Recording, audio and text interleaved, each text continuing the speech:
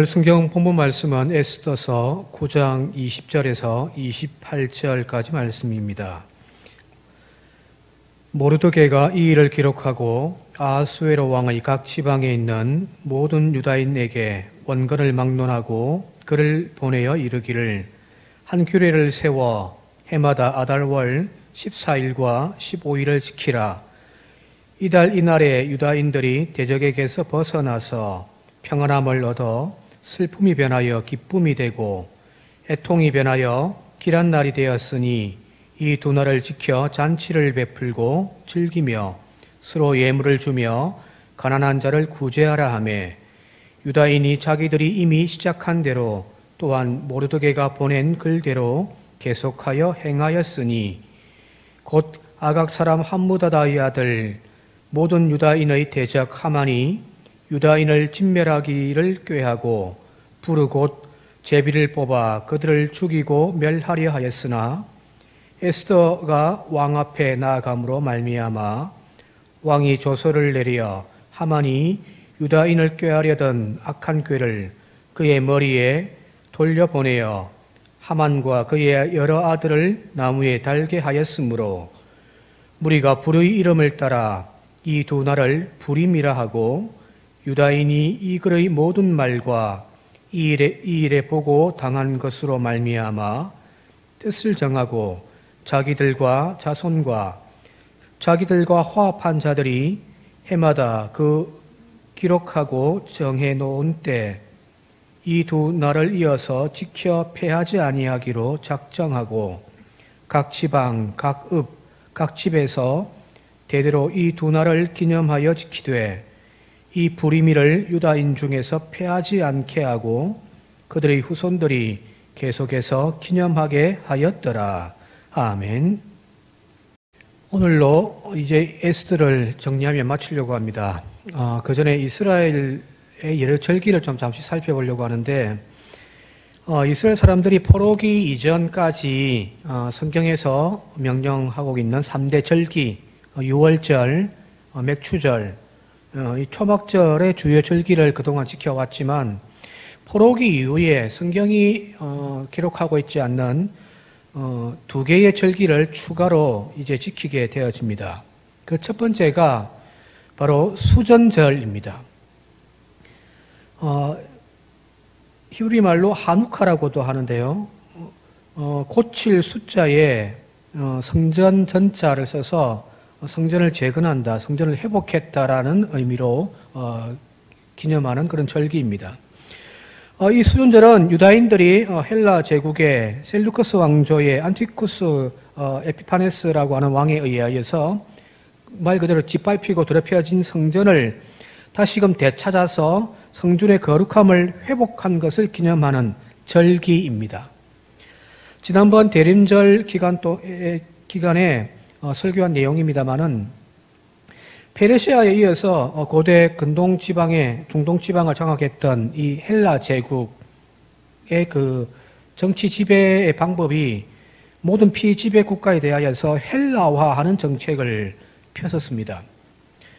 대표적으로 이 안티오쿠스 4세라고 하는 이 사람은 주전 167년경에 성전에서 매일 드리는 제사를 폐지시킵니다. 즉 이스라엘의 고유의 정신 혹은 종교를 무시하고 헬라화시키기 위하여 행하였던 하나의 정책이죠.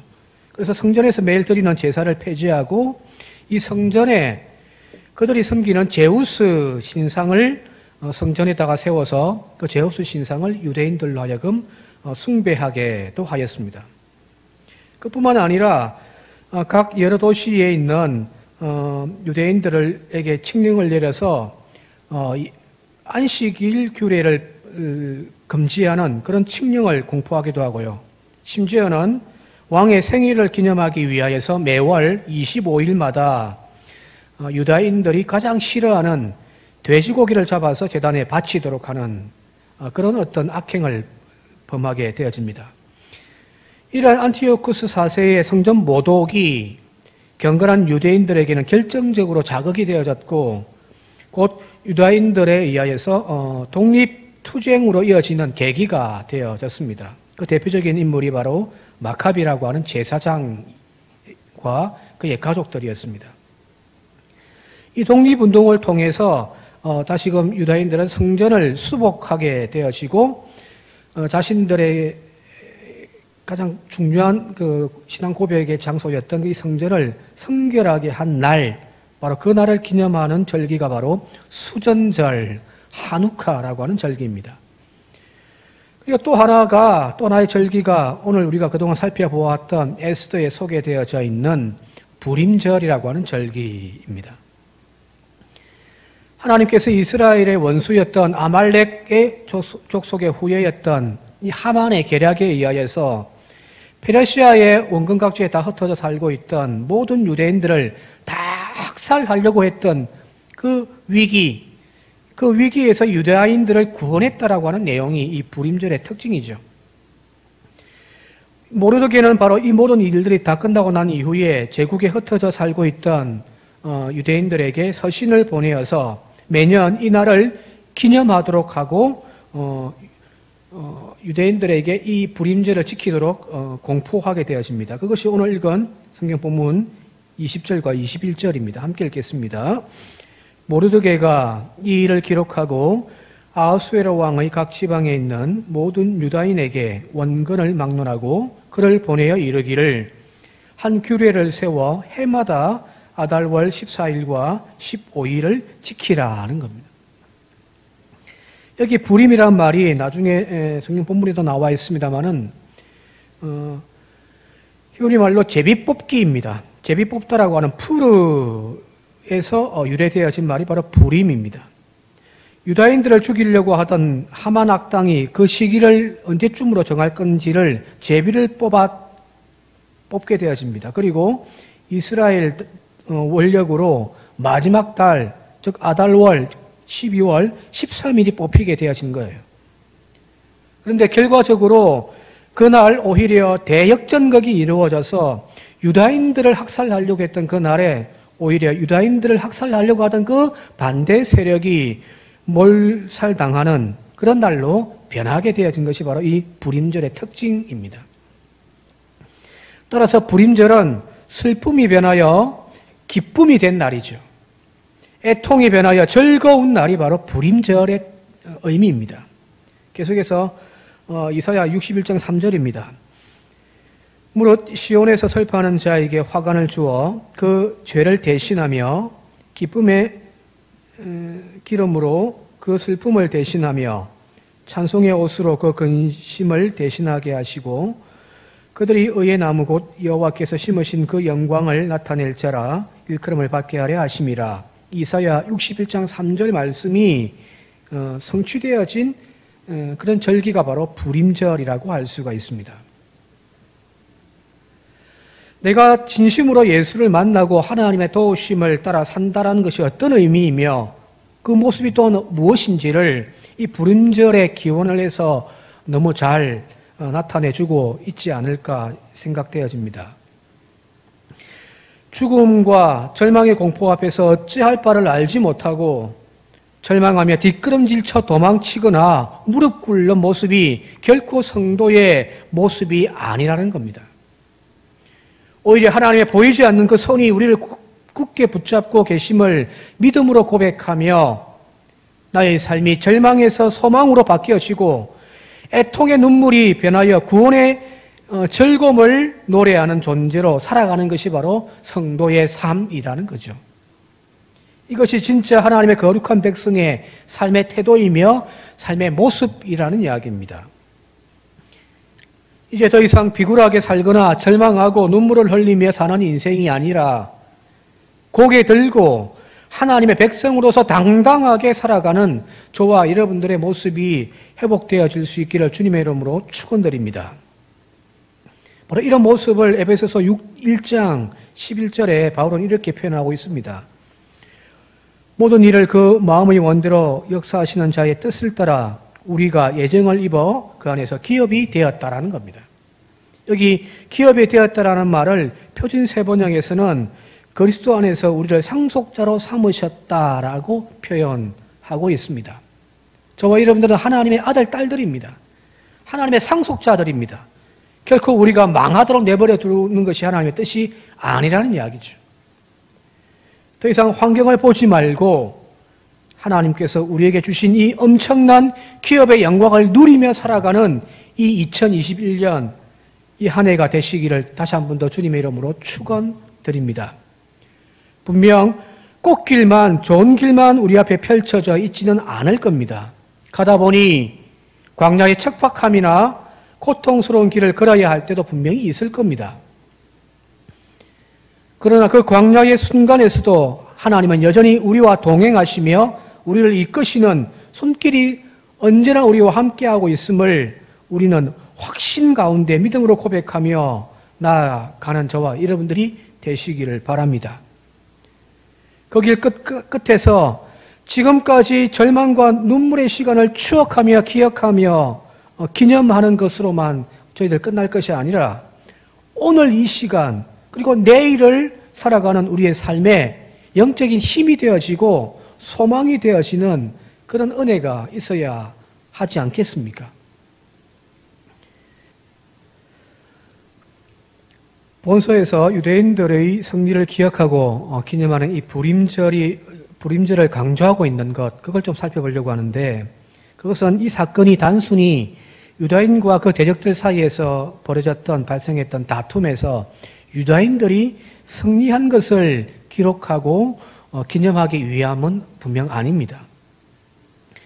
사실 하나님께서는 이 에스더스를 쭉 읽다 보면은 유다인들이 그 대적들과 맹렬히 전투하고 싸우고 있는 그 싸움의 현장에 그 어떤 초자연적인 역사도 나타내지 않으셨습니다.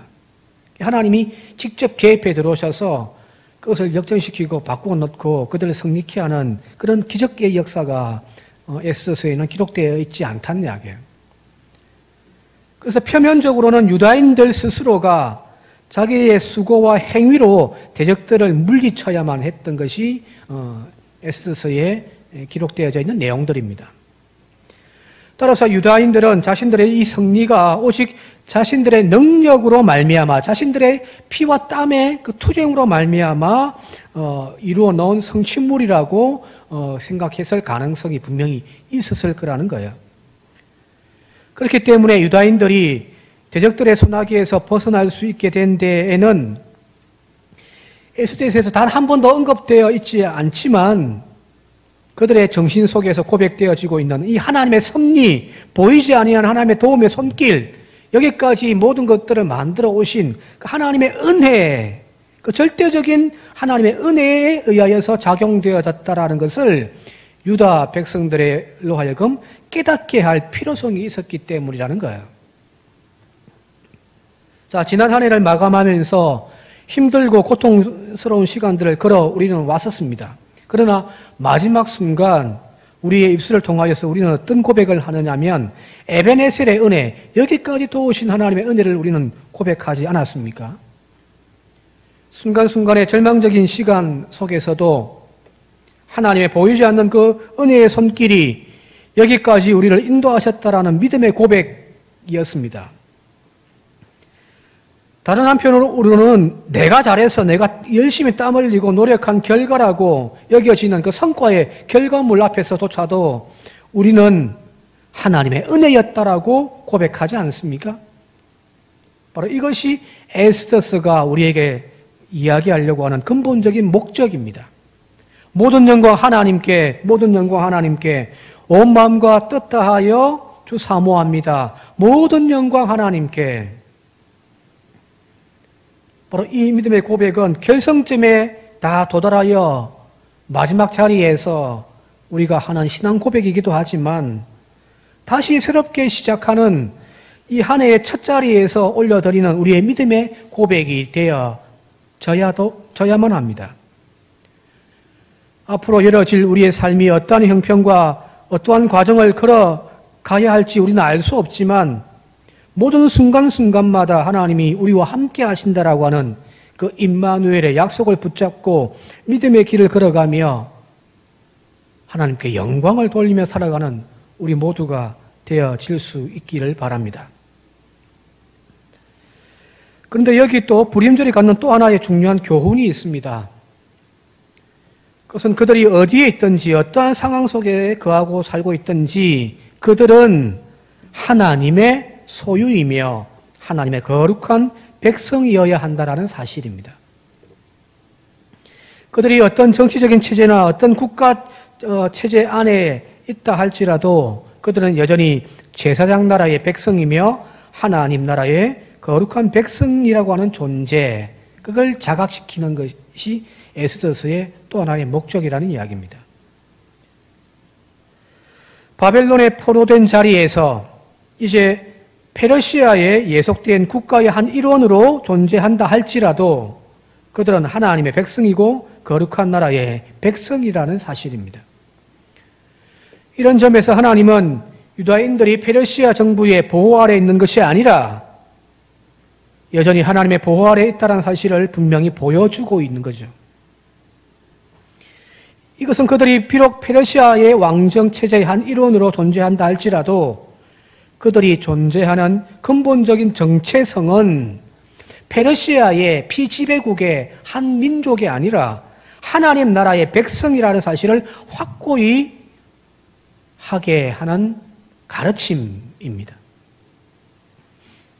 이렇게 유다인들의 정체성을 확인함으로써 이 에스더서는 유다인들이 세상 어느 곳에 살든지 그리고 그들이 존재하는 방식에 있어서 어떤 정치 체제나 국가 체제 아래에 있든지 그들은 하나님의 백성이라는 사실을 인식시켜 주고 있는 거죠.